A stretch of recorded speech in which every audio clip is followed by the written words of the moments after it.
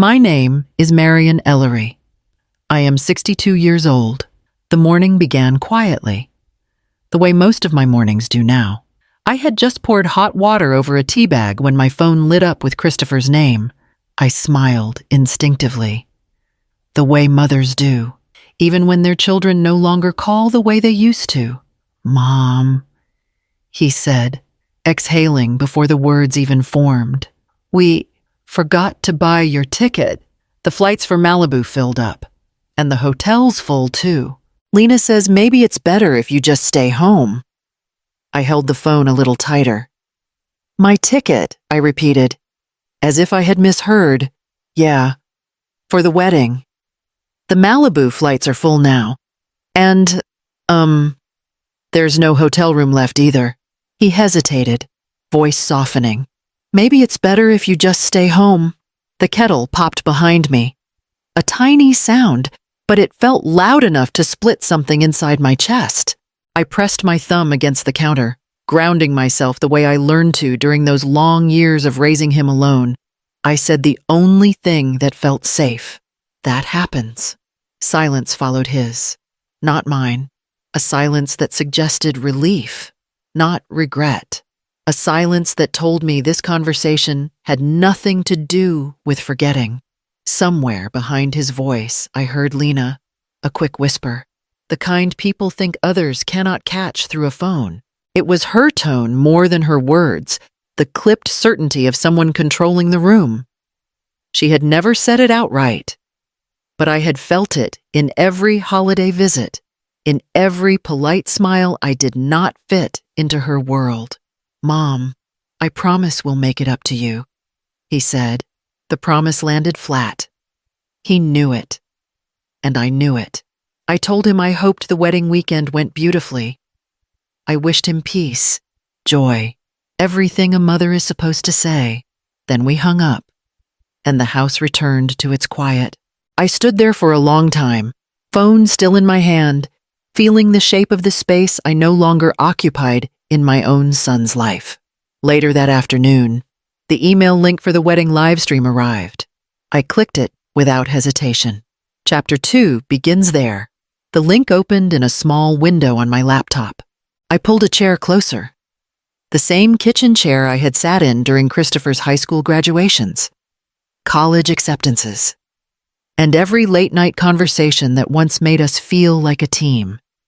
Now it held only me. The video showed the Malibu cliffs behind rows of white chairs. Guests moved around with the kind of confidence that comes from belonging. I waited for a glimpse of my son. When he finally appeared, adjusting his jacket, he looked tired but trying not to show it. A woman's voice off camera said, "Make sure the family section stays clear." Family. I tried to breathe through the word. The camera drifted along the first row, pausing long enough for me to glimpse name cards near the aisle. I saw one for Christopher's father, one for Lena's parents, one for her grandmother.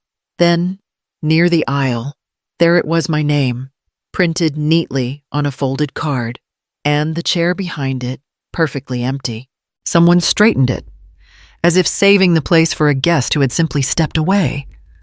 No one mentioned why it stayed untouched. When Lena entered the frame, everyone gasped. She did look beautiful, graceful, polished, wrapped in a gown that shimmered under the afternoon sun. Around her neck hung the small pearl pendant I had given her last Christmas. She lifted it once, lightly, as if adjusting it for the camera. Stunning. "Lena," someone said. She smiled. "A gift from Chris." I felt my chest tighten. Not from the lie, but from how easily it came to her lips. The ceremony began. Vows exchanged. Rings slipped on. Applause rising like a wave I could not touch. And through the entire live stream, my chair stood there, captured in every wide shot, a quiet reminder of who was missing. When the screen finally went dark, I closed the laptop with both hands, steadying myself. The wedding was over, and my absence had slipped into their celebration as naturally as the ocean wind. I was 24 when Christopher was born. His father left before our son turned 1, leaving me with rent overdue and a crib I bought secondhand. I worked mornings at a bakery and nights cleaning offices, juggling schedules the way other people juggled hobbies. When Christopher was old enough to notice things, he began noticing everything. "Do we have to use coupons, Mom?" he asked once, staring at the stack in my hand. "Yes," I said. "It helps." He nodded, but the way he looked around the grocery store told me he wished we didn't have to. At school pickup, he would walk fast to the car, eyes lowered. "Kids say our car is old," he muttered one afternoon. "It gets us home," I replied. "It's just embarrassing sometimes." I never told him how much those words stung. I only worked harder. Extra shifts, weekend cleaning, tutoring, anything that kept him moving forward. I packed lunches, fixed backpacks, stayed up reviewing college applications with him even when my eyes burned from exhaustion. When he got into UCLA, he hugged me and said, "I'll make you proud. You already do." I told him, though part of me felt him stepping into a world I could not follow. I watched him grow confident, polished, comfortable in spaces that had once shut me out. I stayed behind, quietly grateful, quietly tired, quietly aware that distance grows long before it is spoken aloud. The years moved on, and I carried everything until he no longer noticed the weight. After the wedding livestream ended, I kept my phone face down on the counter. For years, every vibration had sent me reaching for it, reminders to pick up Christopher from practice, late-night calls from college, quick updates about new jobs and new apartments. This time, when the screen stayed dark, I let it. The next morning, I drafted a message. "Hope everything went beautifully. Congratulations again." My thumb hovered over the send button, then I deleted it, letter by letter, until the screen returned to white. I did not call, I did not text. I waited to see who would notice. A week passed. The family group chat pinged occasionally, photos from Malibu, a joke from Christopher's father, a comment from one of Lena's cousins about the perfect weather. No one asked where I had been that weekend. No one mentioned the empty chair. One afternoon, my sister left a voicemail. "Hey, Marion, hope you're well. Call when you can. Not urgent, not worried, just polite." I listened once, deleted it, and returned to my quiet home. There was an odd quiet settling in my home. Not heavy the way loneliness can be, but almost spacious. I no longer checked my phone every few minutes. I no longer rehearsed conversations that would never happen. I realized how much energy I had spent trying to stay close to people who rarely reached back. Days slipped into each other. No confrontation. No dramatic goodbye, just the steady hum of a life no one else bothered to look into. For the first time in years, the silence felt like something I had chosen, not something forced on me. The silence in my house stopped feeling like abandonment after the first month. It became a kind of doorway. And one morning, without planning it, I walked through. A flyer at the grocery store caught my eye, a sunrise walking group at Shoreline Park. I showed up expecting to feel out of place, but a woman named Ellen waved me over as if she had been waiting for me. "You knew?" she asked, tightening her shoelaces. "Yes," I said. "First time. Good. We need more people who talk less and notice more." Her dry humor made me laugh, and for the first time in weeks, it felt natural.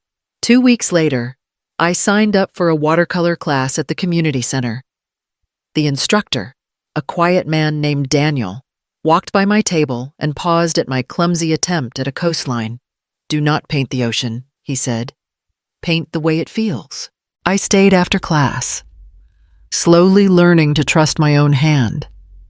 In early spring, I planned a short solo trip to Oregon. No itinerary. No one asking when I would be home. At a small cafe outside Bend, I heard someone say my name. I turned to see Laura, an old friend I had not spoken to in years. Marion, is it really you? We talked for 2 hours, catching up on years we both pretended had not passed. Before leaving, she squeezed my hand. Call me. This time, do not disappear. I drove back to California with a lighter chest, realizing I had spent decades shrinking myself to make room for others. By summer, I had reorganized my finances, taken a budgeting class, and realized I was capable of more stability than I ever allowed myself. I stopped apologizing for taking up space. I bought myself small things without guilt, a soft shawl, new paintbrushes, a lantern I found in a hardware store one afternoon. The lantern was simple, warm brass with a glass dome. When I held it, something in me settled, a light that was mine alone. I placed it on my porch table, still unlit, waiting for the right moment. The first sign came from a photo. I was scrolling one evening when a picture of Christopher and Lena appeared. She was smiling at the camera, but he was looking away, jaw tight, hands shoved in his pockets. The caption read, "Some people are made for this life. Some are learning." The comments below were playful on the surface, but sharp underneath. Poor Chris. Keeping up must be hard. One friend wrote. Lena replied with a row of laughing emojis. I put the phone down, letting the words settle the way cold air settles into bones. A week later, I saw a clip from a dinner party. Lena stood in front of a group, swirling a glass of wine. "Chris is obsessed with budgeting apps," she said, laughing. "He acts like we are one bad brunch away from disaster." Someone shouted, "Tell him to relax, your family has money." Lena shrugged. "Well, not my problem." The camera panned briefly to Christopher. He tried to smile, but it was the strained, polite kind he used when he was a boy and did not want people to know he was hurt. Another week passed, and Lena's posts grew emptier. Photos of designer lunches turned into photos of quiet nights, and then a story appeared that caught my breath. Anyone know a good lawyer for hypothetical situations? I clicked it twice, making sure I had not imagined it. 2 days later, I overheard a conversation in a grocery aisle. Santa Barbara is smaller than people think. Did you hear Lena and Chris moved out of their Malibu place? A woman whispered to her friend. Her parents stopped helping. They said he needs to stand on his own. That night, my phone buzzed with a notification. Christopher had posted a single sentence starting over. I stared at the words, unmoving. He had not called me, had not asked for advice or comfort, but the shine that once pulled him away from me was beginning to dim, one cracked surface at a time. It was close to midnight when my phone finally rang. The sound startled me. I had grown used to silence. When I saw Christopher's name, my first instinct was fear. The kind that comes from years of being the only safety net someone ever had. I answered quietly. "Chris." His breath trembled through the receiver. "Mom, I did not know who else to call." I sat down at my kitchen table. "Tell me what is happening." "It is all falling apart," he said. His words came out in pieces. "Lena left 2 weeks ago. She said she could not take the fighting. Her parents will not help us anymore. I have credit card debt, rent debt. Everything is piling up. I thought I could handle it." A soft sob broke the sentence. I closed my eyes. "I am sorry you are going through this." He inhaled sharply, trying to steady himself. "Eddie, why did you disappear? Why did you stop calling? Did I do something?"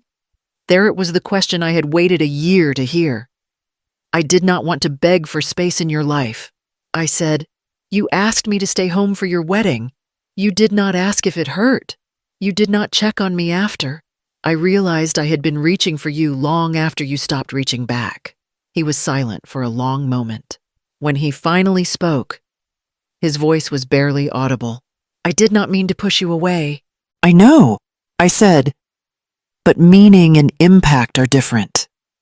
And I needed to stop shrinking myself to fit into the places you gave me. He sniffed, a short, broken sound.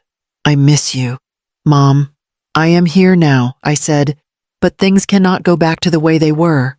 Another silence, this one softer, less defensive. Can I come see you? He asked. Yes, I said. Come when you are ready. When the call ended, I kept my hand on the phone, feeling the warmth of it. The truth had finally landed, not as a weapon, but as something he was finally willing to hold. Christopher lived in a small apartment near downtown Santa Monica, a far cry from the polished Malibu condo he once bragged about. When he opened the door, he looked older than his 30-something years, tired eyes, unshaven jaw, shoulders slightly caved. Mom, thank you for coming, he said. I stepped inside. The place was cluttered, half-packed boxes, unopened envelopes, dishes stacked in the sink. Not dirty, just neglected, the way a life looks when someone has stopped pretending. He rubbed the back of his neck. Sorry about the mess. It is all right, I said. You are going through a lot. We sat at the small table. He kept his hands clasped tightly, like he was holding something fragile. I owe you an apology, he began. For the wedding, for that call. I should have fought harder. I should have said something to Lena. You did not, I replied gently. He nodded, shame flickering across his face. I chose convenience. That is the truth. It was easier to let her family take over. Easier to pretend you would understand. I did not want to argue with her. I did not want to look weak. I let his words settle. He waited for anger, but I felt none. Just the steady acknowledgement of something that had been true for a long time. I felt small, I said. Smaller every year. I did not know how to stay in your life without disappearing in the process. He blinked hard. I am sorry, Mom. I really am. I never meant to hurt you. I just let things happen around me. And I let them happen to you. His voice cracked, and he looked down. I reached across the table and laid my hand over his. Not forgiveness, just contact. I am here now, I said softly. But we have to rebuild this the right way. He nodded, breathing out slowly, as if something heavy finally loosened. Christopher came by the following week with a small notebook in his hand. He set it on my table as if presenting evidence. I started therapy, he said, and a budgeting plan. The counselor told me I keep waiting for someone to save me. He looked at me with a mixture of guilt and hope. I do not want to live like that anymore. I nodded, keeping my voice steady. I am glad you are doing that. But I cannot be your rescue plan, Chris. Not financially, not emotionally. I can listen, and I can care, but I cannot carry everything for you. He swallowed, visibly absorbing the boundary. I understand, I really do. I want to stand on my own. I just want you in my life while I learn how. That part, I said, we can work on. Slowly, he let out a breath that sounded almost like relief. Can we do dinner once a week? Nothing fancy. Just something consistent. Consistency. Something he had not offered me in years. Yes, I said. We can start with that. Over the next month, he sent short text messages, updates from therapy, photos of simple meals he cooked, a picture of a repaired cabinet he had fixed himself. Not grand gestures, just small proofs of effort. One evening, he arrived at my door with a bag of groceries. I thought I could cook for you, he said. Shyly, I stepped aside to let him in. All right, let us see what you can do. It was not a return to what we once had. It was something new, something careful, something earned. A beginning, not a reunion. The lantern had been sitting on my porch for almost a year, untouched, its brass edges gathering a thin layer of dust. I picked it up one quiet afternoon, wiped it clean, and set it beside the front door. The glass dome caught the light. Soft and warm, the way I had imagined it the day I bought it. That evening, just before dusk, I stepped outside and lit the lantern. The glow rose slowly, filling the porch with a steady amber circle. It felt like a quiet declaration I had waited years to make. A few minutes later, I heard footsteps on the walkway. Christopher stopped at the gate, hands in his pockets. "I saw the light," he said. "Thought it meant I could come in." "You can," I replied. He climbed the steps and looked at the lantern. "It suits you. Looks welcoming. It is not meant to guide anyone home," I said gently. "It is for me." He nodded as if he finally understood the difference. We sat on the small bench by the window. He spoke first. "I had therapy this week," he said. "My counselor asked me what I am trying to rebuild. I said my relationship with my mother, but not the old one, the new one." I let the words land. "And what does the new one look like?" He took a moment. "Two people who show up for each other because they want to, not because one is afraid of losing the other." "That sounds right," I said. He smiled. "Small but real. I cooked something. It is in the car. A pasta dish I practiced twice. I want to make dinner for you." I laughed softly. "Twice. That sounds ambitious." We moved inside, working around each other in the narrow kitchen. He cooked. I chopped herbs, and for the first time in a long time, we shared a room without needing to pretend. No apologies left unsaid. No expectations pressing down on either of us. Just two people choosing to be there. After dinner, he stood at the door, glancing back at the lantern. "I am proud of you, Mom," he said. "I am proud of you too," I answered. "We are both learning." When he left, I stepped onto the porch again. The lantern glowed softly, steady and calm, casting a warm shape onto the wooden boards at my feet. This time, I did not turn it off. I let it burn for me. If my story touched you, feel free to like, subscribe, and share your thoughts. Your support means more than you know.